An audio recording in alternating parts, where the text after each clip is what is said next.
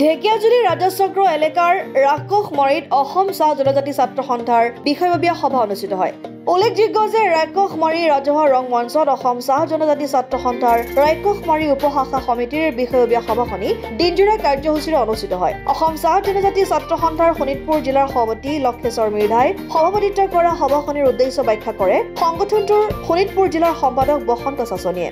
উক্ত সভাখনিত চাহ জনজাতি ছাত্ৰ সন্থাৰ কেন্দ্ৰীয় নেতা মোহন তাঁতীয়ে গুৰুত্বপূৰ্ণ ভাষণ আগবঢ়ায়। দিনজোৰা কাৰ্যসূচীৰে অনুষ্ঠিত হোৱা সভাখনিত বিশিষ্ট সমাজকৰ্মী মণি দাস, সদৌ অসম বঙালী যুৱ ছাত্ৰ ফেডাৰেশ্যনৰ পশ্চিম ঢেকিয়াজুলি আঞ্চলিকৰ সভাপতি আশুতোষ দাস, বেংগলী মহিলা সমিতিৰ নেত্ৰী শেফালী মজুমদাৰ, আদিবাসী ছাত্ৰ সন্থাৰ নেতা অজিত মহাপাত্ৰ উপস্থিত থাকে। ইফালে বিষয়ববীয়া সভাখনিতে অসম চাহ জনজাতি ছাত্ৰ সন্থাৰ ৰাক্ষসমাৰী উপশাখা সমিতি গঠন কৰে। প্ৰথম কথা, পৰিকল্পিতভাৱে অৱহেলিত জনগোষ্ঠীটোক উদ্ধাৰ কৰাৰ কাৰণে চাইমন সিং হৰ আৰু সন্তোষ কুমাৰ তপনদেৱে যি জন্ম দিছিলে আকসা, আজিও আমি অব্যাহত ৰাখিছোঁ সেই ধাৰাটোক ধৰি ৰাখিবৰ কাৰণে।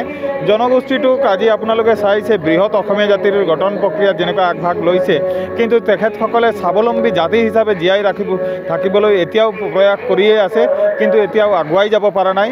হয়তো আমি অসম চাহ জনজাতি ছাত্ৰ সন্থাই মানে এখোজকৈ আগুৱাই লৈ যাব বিচাৰিছোঁ। শৈক্ষিকভাৱে জাতিটোক জাগৃত কৰিব বিচাৰিছোঁ, সামাজিকভাৱে সচেতন কৰিব বিচাৰিছোঁ, ৰাজনৈতিকভাৱে সচেতন কৰিব বিচাৰিছোঁ, অৰ্থনৈতিকভাৱে জাতিটোক স্বাৱলম্বী কৰাৰ মানে আমি বিভিন্ন পন্থা হাতত লৈ এই সমাজটোক আগবঢ়াই লোৱাৰ পণ ল'বৰ বাবে ৰাক্ষসমাৰীত আজি নৱনিৰ্বাচিতভাৱে এটা উপশাখা গঠন কৰা হ'ল।